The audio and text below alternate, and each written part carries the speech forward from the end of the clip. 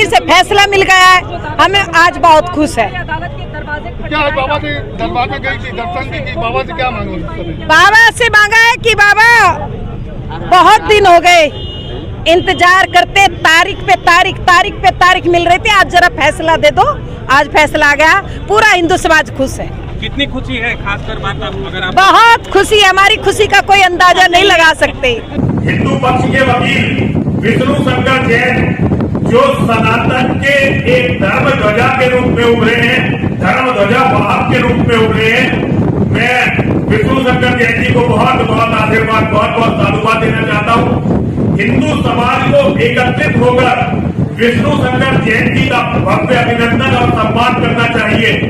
जो समाज अपने योद्धाओं का सम्मान नहीं करता, उनकी सहायता नहीं करता, वह समाज नष्ट हो जाता है।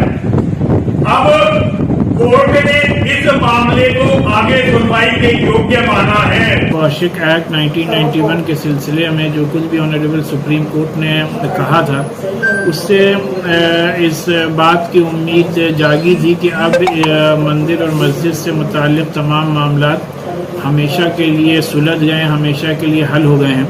लेकिन उसके बावजूद भी जो कुछ भी ये फैसला या राय आई है, हम लोग जाहिर सी बात है कोर्ट्स के तमाम फैसलों का एहतराम करते हैं और इस पर अपनी लीगल टीम आगे स्टडी करने के बाद अपनी राय पेश करेगी। इस पर सुनवाई हो सकेगी और लंबे समय से लोगों की अपेक्षाएं थी कि मां श्रृंगार गौरी की पूजा हो सके।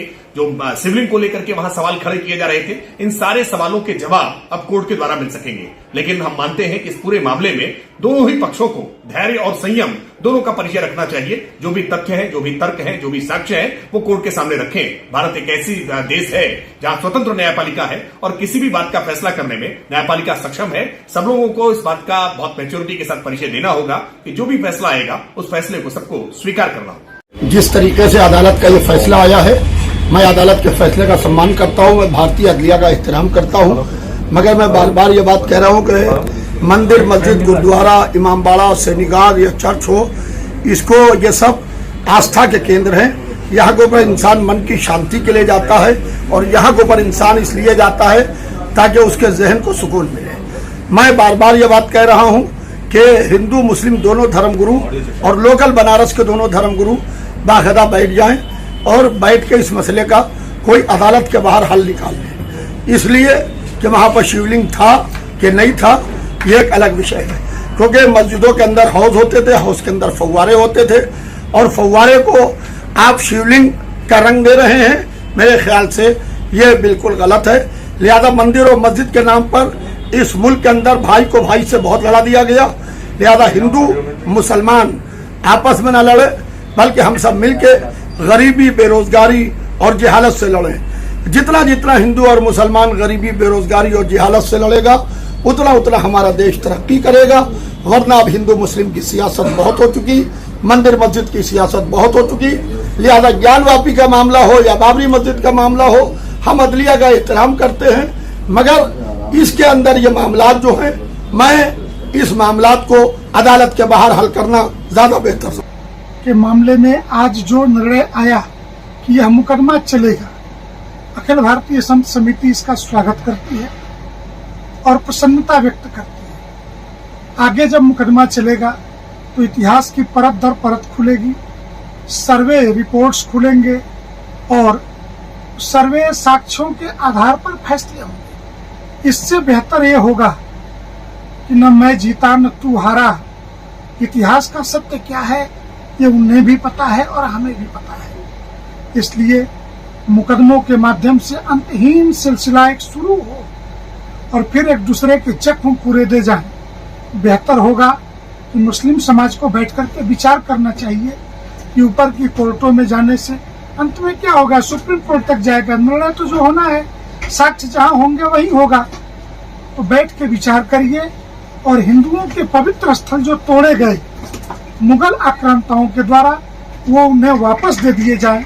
शायद इस मुकदमे का सर्वोत्तम हल यही होगा। और सारे सबूत वहाँ उपस्थित हैं। निश्चित है कि यह ज्ञानवापी का भी आदेश हिंदू के पक्ष में हो जाएगा। तो मंदिर जो भगवान शंकर का है वह बनने लगेगा। इसलिए ज्ञान वापी के संबंध में जो भी कोर्ट ने कहा है वह स्वागत योग्य है। धन्यवाद करता हूँ कि उन्होंने सारी सबूतों को समझ करके कि यह मंदिर है और मंदिर के पक्ष में ही होना चाहिए, इसलिए मुस्लिम पक्ष का जो दलील था उसको खारिज किया और हिंदू पक्ष को स्वीकार किया। आगे तारीख पड़ी है, उस तारीख में पूर्णतया बहस होगा। बहस के बाद सबूतों के आधार पर कोर्ट निश्चित है निर्णय करेगी। माननीय न्यायपालिका का जो भी फैसला है वो सबको मान्य है और हम सब माननीय न्यायपालिका का सम्मान करते हैं। मदरसा सर्वे पे क्या कहेंगे? मदरसा सर्वे जो है वो एक सकारात्मक कदम है ताकि ऐसे मदरसे जहां हमारे अल्पसंख्यक समाज के युवा छात्र पढ़ते हैं उनको बेहतर सुविधा मिले। इस सर्वे के अगर आप बिंदु देखेंगे तो स्पष्ट है कि ये बिंदु पूछा गया है कि उन छात्रों को बेसिक फैसिलिटी मिल रही है कि नहीं, फर्नीचर कैसा है, पेयजल कैसा है। इसके साथ साथ उस सर्वे में कॉलम ये भी है कि कौन सी सरकार की योजना वो मदरसा किस योजना का लाभ ले सकता है।